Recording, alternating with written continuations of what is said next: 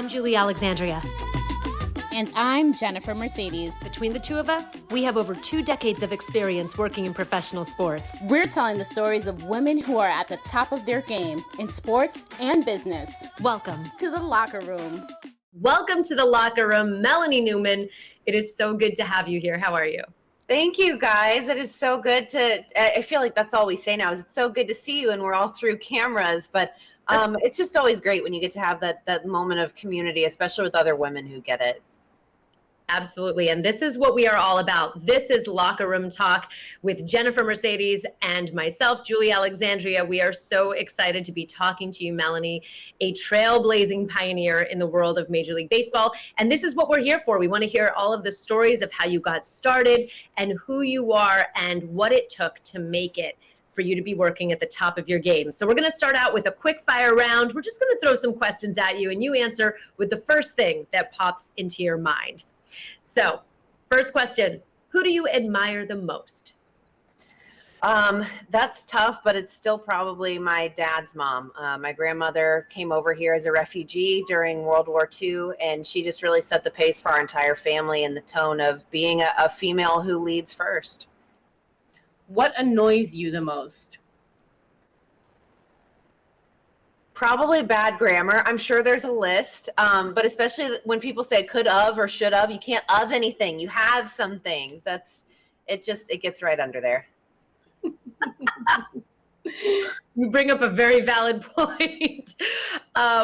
Let's see. What would be your walk-up song? Ooh, that changes every year, and no one has asked me that this year. I know these are supposed to be quick, and that just completely threw me. Just go with I Feel Like a Woman for today. Let's just do that one. Ooh, I feel like a woman. Dun, dun. Sorry, I would go off and keep going. My life is a musical. Now, speaking of woman, who would be your hype woman? Who's that person that you can go to, get a pep talk from in your life? Oh, so many. Susan Waldman gives it to you straight, but Jessica Kleinschmidt and Danny Wexelman, those are my girls. Those are probably the biggest cheerleaders every day. We start out with a group text to each other like, let's have a day, and we see where it goes from there. But they keep it at 200 every day. Fill in this sentence. My wish for women in sports is... that women in sports isn't a discussion at some point. It's just we're here and we're all professionals, removing gender, removing race, removing all of these things that don't qualify somebody's ability to do something. That's great. And if you weren't doing play-by-play, what do you think you'd be doing right now? Still broadcasting. I've had that tough talk with myself, especially going through the minor leagues of what's my backup plan, and there isn't one. So if it's not play-by-play, then it's hosting. And if it's not hosting, then it's sideline reporting. And I'm lucky I get to do all of those with the Orioles, but there is nothing else that I was put on this earth to do at this point. I love that. You have such a clear view. And I think that is something that helps you through so much of the difficult times, because it's not easy. And there really is no clear path to being where you are and to being able to succeed in this business, at least on the on-camera sense. So can you give us a quick background as far as how you got started and what led you to where you are today? Yeah, I think the biggest thing that I've started to realize is I felt really guilty the bigger that my name got, because I wasn't one of the people who grew up their entire lives thinking I was going to be a broadcaster. And that's all you hear from people is they were 5, 6 years old and they were so inspired by these people. And some of that did hit home with me. I definitely remember certain broadcasters growing up and identifying how my dad even would connect with them over radio and just what that meant. But I was shy. I had 2 friends, and my mom told my kindergarten teacher, her goal was to get me to socialize with more than 1 kid at a time.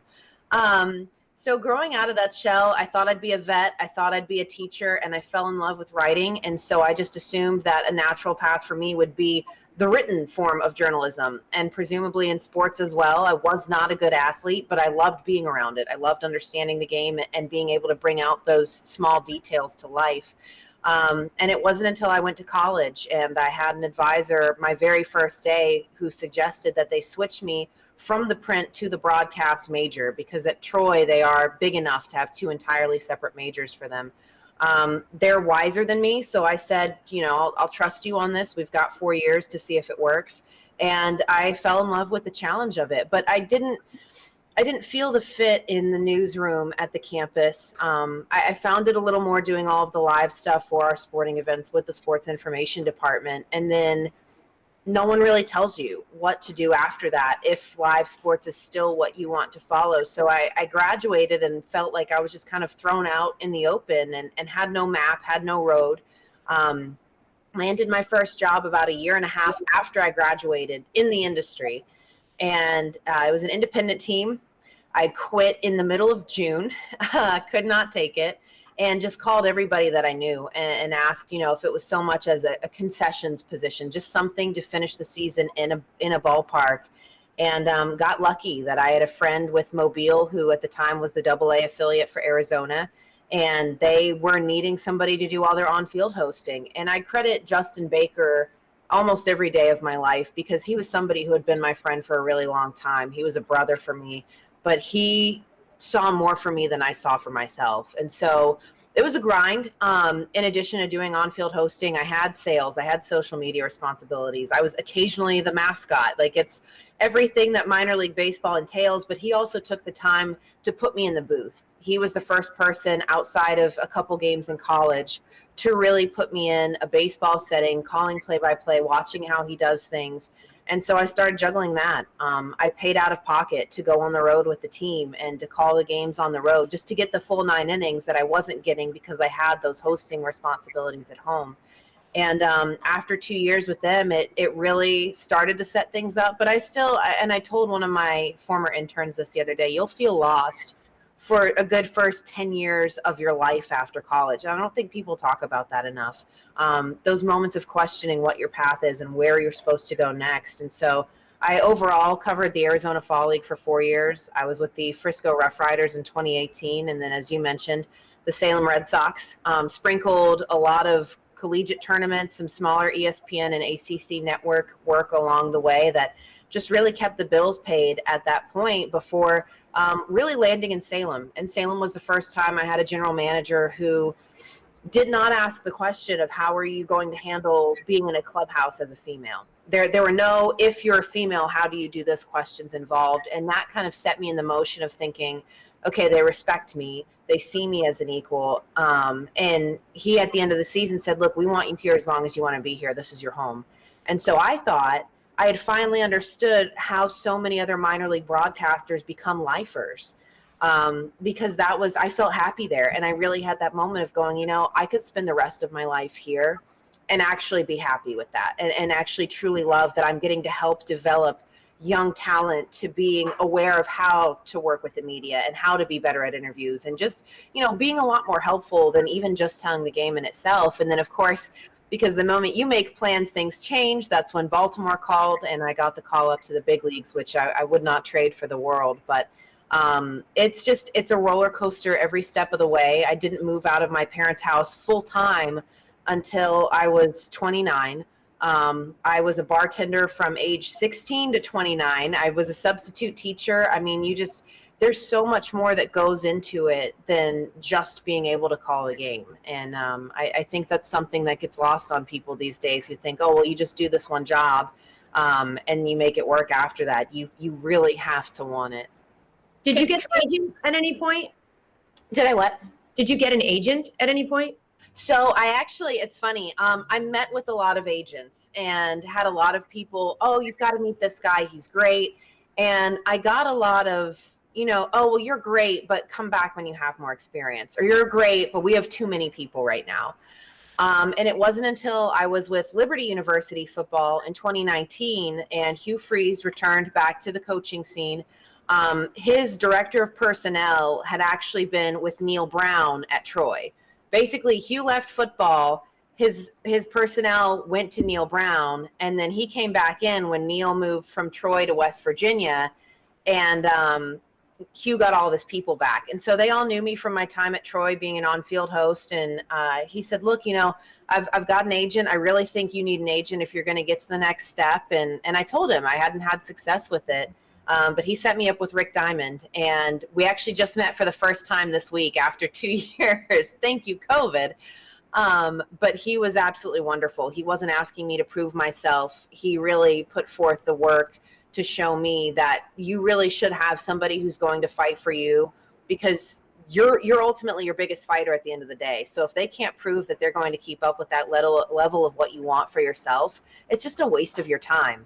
And to the point where we were even going through different contracts, looking at different teams, and we didn't sign our own contract together until probably 6 months of working together. He really let me come to that on my own terms.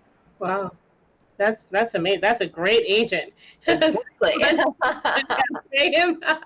And his partner, it's a 2-man crew. His partner represents Jenny Kavnar of the Rockies. So the moment I saw that on the ledger, I was like, okay, they actually take this seriously. It's not a PR grab. I want to go back to something that you said as far as living in your parents' home till you were 29. There is no shame in that. And I think that that's something that people need to come around to, because in the Latino community, that's what we do. Like, we live at home until basically you get married, right? And there's nothing frowned upon that. I mean, if it was up to my mom, she'd be like, "Can you just live here till forever?" And all of us, can we just all of us live here until forever? So if that needs to happen in your career, and this goes out to everyone who's watching, it's okay. Like, there is literally nothing wrong with that. Help your parents out. Please do help them. But there's nothing to be frowned upon when that happens, because that's what parents are there for, especially like the supportive ones. And I totally relate to a lot of the stuff that you were saying, especially with the agent stuff. Woo, took me a minute to get an agent, and that was just, it's so hard. And some of the other things that you were talking about is, as far as all the roles that you had, especially starting off, do you think that there is a double standard when it comes to men in the industry as opposed to women? That, when you came up, you had to do a lot of these different things. Like you said, you were a mascot. We've talked to other female announcers and play-by-play personalities that had to even be like caretakers to some of the minor league players, and so on and so forth. Do you think that there is that double standard between the men and the women in the industry? I think it depends on the spots, because I do recognize too, like everything I went through in the minor leagues, I've seen men and women go through that. Now, the mascot thing was more of like, hey, it's your first year, so all the first years have to be the mascot. But I've seen men and women alike having to really hold down both roles, especially when it comes to sales, because that's like the lifeblood for the minors. That's basically what's allowing them to be able to pay to have a broadcaster. So in that situation, I would say that it's pretty even. I will say it does come into play though, just in trying to be taken seriously. When I first started with Mobile, we had a female president.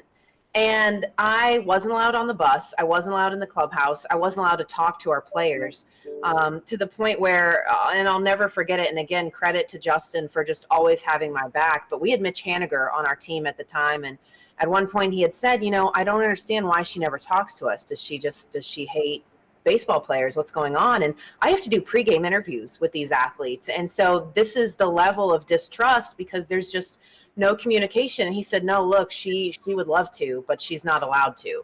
And so that was really hard to get through. And I'll never forget being in Salem in 2019 and everything that I had gone through, and that had carried. All my teams, by the way, were always phenomenal. What it usually came down to was front office or fans who chose to be more difficult about the situation. But the players and the coaching staffs got better every single year. But Salem went from worst to first to end up clinching a spot in the playoffs in the second half. And this was a team, I had been there for every 2 a.m. bus ride. We had been there for all of the slog fest scoring that we had gone through.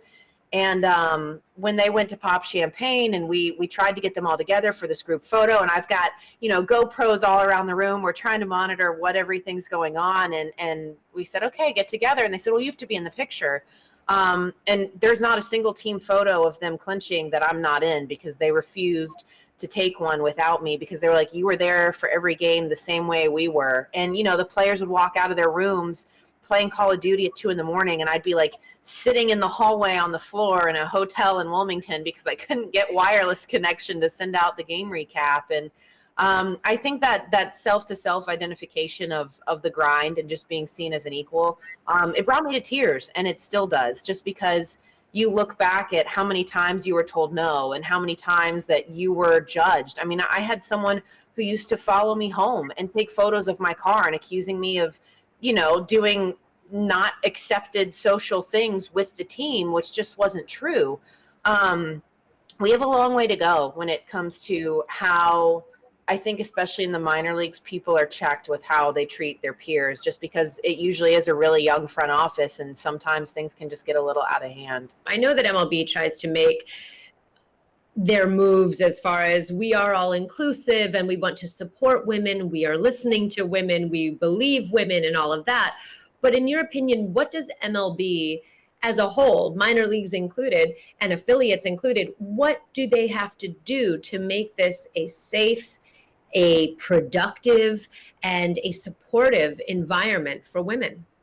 Well, and I think first and foremost, having Britt Giroli as one of the leads at The Athletic covering Major League Baseball, and I mean, she was the one who lifted everything on the Mickey Callaway situation and the Mets as a whole.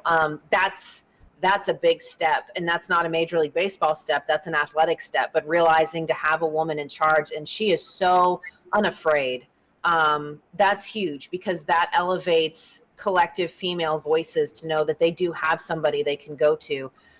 It really does come down. It seems like every time there's been an issue, it's been a run-in where something was reported and it's just swept under the rug. And I know I've dealt with it as well. And I've gone and I've tried to discuss a situation that I wasn't comfortable with. And I was told by a board of females who reviewed my case that, well, it's baseball and you should be used to this by now. And I think that was the most disheartening of everything. To be told, and then you go back and every year you take the sexual harassment courses and you have to go through these scenarios, and it says, well, this is the correct answer and this is the correct protocol, and in the back of your mind you're like, but that wasn't followed in my own case. An internet course that you can self-test doesn't really mean that anybody's going to change their behavior, and it really does simply come down to, do your due diligence, do the homework, make sure that you're backing things up, make sure that you have either a witness or something to stand on. I mean, you don't want claims from either side to just kind of be running rampant and go unchecked, but you have to give legitimacy. It's crazy because every time we talk to somebody, right, we all can relate. And that's the sad part, that we all relate to all of these things we've all been through. We all have a story or more than one story, and it's always a lot of the same. And unfortunately, too, there seems to be this disconnect with some, and I think there may be a generational thing as far as some of the women who may have been at top at certain points, right? And just that's what they were taught, is to deal with it, right? Because if you speak up and you speak out, there may be consequences, like we've seen and like they have probably seen. So I'm so happy that this generation, and I'm so happy that unfortunately 2020 happened, but it happened on purpose, I feel like, right? It forced people to look at the disparities between men and women, between women of color, men of color, especially in the sports industry, right? We had all of these, shut up and dribble, and the list goes on and on. So I feel like moving forward, like somebody like Brittany, and hopefully we even see more women of diverse backgrounds in roles like Brittany's, because it is important. And like you mentioned, it's not just even in Major League Baseball, it's the other entities, right? Like The Athletic, Bleacher Report or something like that, right? All of these other media outlets need to have more diverse people at the head, and it's why it's so important to also continue to have these conversations, right? To force people to talk about the uncomfortable truths that we deal with. Now, when we're talking about those uncomfortable truths, how do you push through that? And one of the things that you mentioned as far as like the support from the players, and I know that that's something that I've had, and it's so great when you hear players tell you, I'm so happy to see where you've gone, where you've, from where you started to where you've gotten. Like, I see that. I've seen the hard work, and players No, for the most part, players that have been getting a bad rap, but the men in the industry have been getting a bad rap. But for the most part, players, they do watch, and they are very supportive. So how have you been able to push through those obstacles? Really, it just comes down to each situation. And there were moments of, you do have to have a little bit of a thicker skin. You don't want to be the person that goes crying about every situation, but there are still those boundaries that have to be respected. Can you take a joke? Yes. But should you take a joke at your sexuality's expense? Absolutely not. And I think that players, they just understand, especially when you come up through the minors, they see you every day and they start to get it that, hey, like, yeah, you have long hours too. Our pay is pretty much the same. It's not great. We're both probably pretty tired, but I've always voiced too that I respect so much. And I tell them, I'm like, look, yeah, I'll talk for 4 hours and I might be tired, but I can get through it. But if you ask me to field a ground ball, like, that's a disaster waiting to happen. And so I always gave them that level of respect of just understanding that their job isn't as easy as sometimes the outside world wants to simplify it down to. And so depending on each situation that I went through, there were moments that you do lean on your girlfriends, and really fortunate to know other women, usually with every team that I worked at. And so those were the bonds that you formed the closest to, and those were the people that you went to talk about stuff that wasn't okay. And then there were other moments where it was actually a flip of the coin, and you are going to a player who you trust and saying, look, this happened, or this is what's going on. And I need to get it off my chest. And I don't know what your thoughts are about it, but you get that other perspective and also some help as well. We had one player in Frisco in 2018, and it was a darling clubhouse. Everybody from the top down was absolutely fantastic. But we had one player join us in the middle of the season, and he was a major league veteran on a reinvention method at that point. And so you would think out of everybody that he would understand how to treat women around the clubhouse, and instead it was just being run ragged, and just constantly talking and chirping, and to the point where I wouldn't let my female interns down there alone because I didn't want them to have to deal with anything that he brought to the table. And I'll never forget it, at one point being in the clubhouse, and he started in on it again, and the team collectively got up and got in between the two of us and removed him and just told him that he needed to stop running his mouth. And seeing that kind of moment of them sticking up for me and just how much respect that they had for me. But they also knew, because I had voiced it to a couple of them, that it was getting old, and that the lack of respect in the way that I was being treated wasn't okay. And so some of those moments they hadn't seen, but for them to have it right in front of their face, they knew it was recurring, and they knew that it wasn't a situation to just sit there and be quiet about. And I have so much respect for all of those guys to this day, and they're still some of my favorite people to catch up with. But you have to know that you have an inner circle, and be okay with talking about it. It doesn't make you weak or whiny or anything else to go to somebody when you're going through something. Absolutely. Well, let's shift gears and talk about your major league career, because I'm sure there's things that you will miss about the minor leagues and the affiliates, and those that you are happy to leave behind. But what are you most excited for in your career as it pertains to Major League Baseball, and just the trajectory of where you want your path to go? I'm honestly, and it's so funny, because I feel like it was such a weird time to finally make the jump to the big leagues and then get hit with everything that COVID brought on. Not ideal at all. So honestly, what I'm just excited for at this point is being able to have access to this team again and being able to tell those stories. That's what I've always thrived on, is weaving those human interest pieces in between the plays on the field. And you lose that when you don't get to see these guys, because you have the Zooms, and those are great because it's still something, but you can't interrupt the entire junket of press who are asking, pretty pressing questions about the game and what's going on with their athletic ability. Just be like, hey, how's your mom? Like, I saw you post about her the other day. Or like, oh, you adopted a puppy. That's great, because then you're going to have daggers coming back at you, wasting everybody else's time. So just having those connections, honestly, being able to travel finally and see some of these other ballparks that have been sitting on my list for so long. I cannot express enough how ready we are collectively to get back to that kind of baseball. We've seen the rise of so many Latino stars in MLB. What has been your experience working with the Orioles organization as to how they support their Latino players? They bringing in Mike Elias has been the biggest opening of a door for that situation. I mean, they're building a new Dominican Republic Academy right now, and it looks absolutely stunning. He came in and really identified that there was a tremendous lack of international talent. The pipeline really wasn't there at all. And they needed to build people around that as well. And so you started to see some of the big league acquisitions come in, like Anthony Santander, and just what a leader that he has been to the whole team.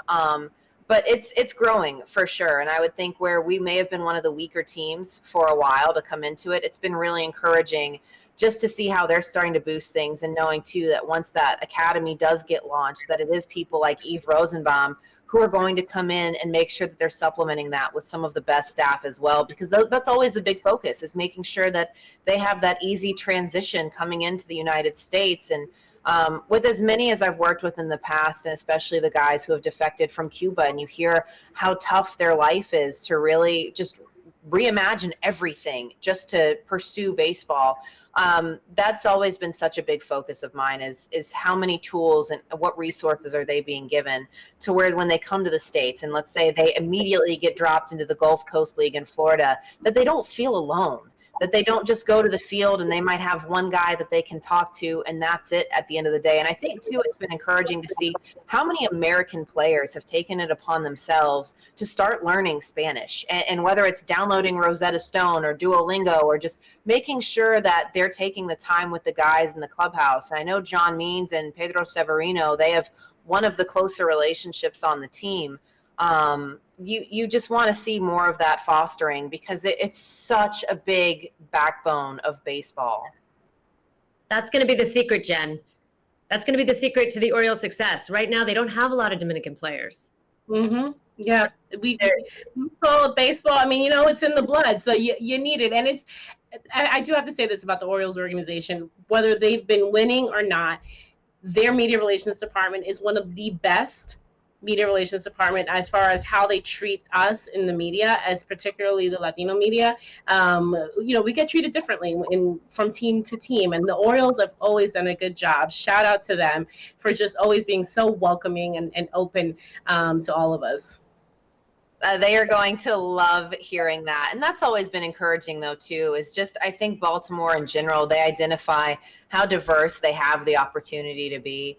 But that's just the way that they've been. And it was another reason why it's such an easy sell to say, okay, I'm going to come here, because like you said, you do see those opportunities being pretty evenly distributed.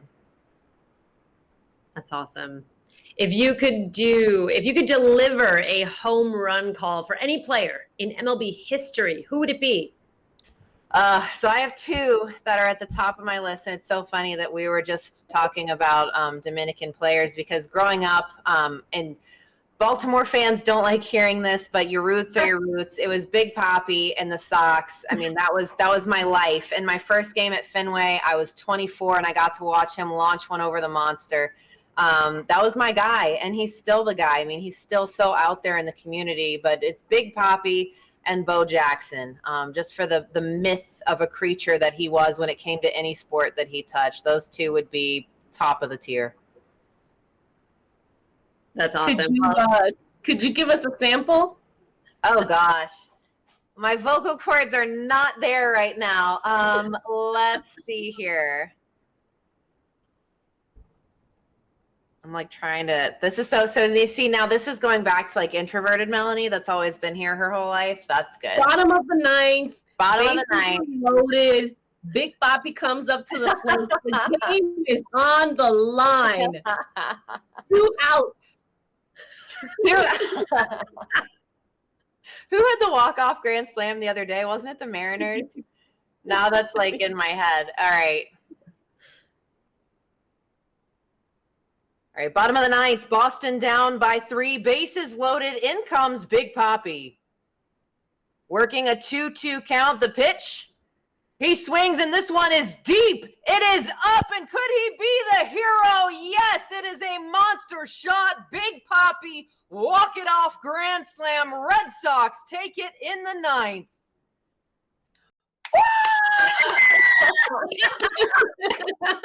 And I know we put you on the spot, but that was great. That is the first time I've had a couple people who are like, give me a home run call. And I'm like, yeah, no. Thank you so much. It was great to speak to you and learn a little bit more about your background. Yeah, no, thank you guys. I really appreciate it. Thank you, Melanie, and thank you, Jennifer, and thank you for watching Locker Room Talk. We'll see you next time. But if we look at the entertainment side of things, I was the first the only Latin person to do the Fortnite event, the official broadcast for Fortnite. And Fortnite has one of the biggest communities in all of Latin community.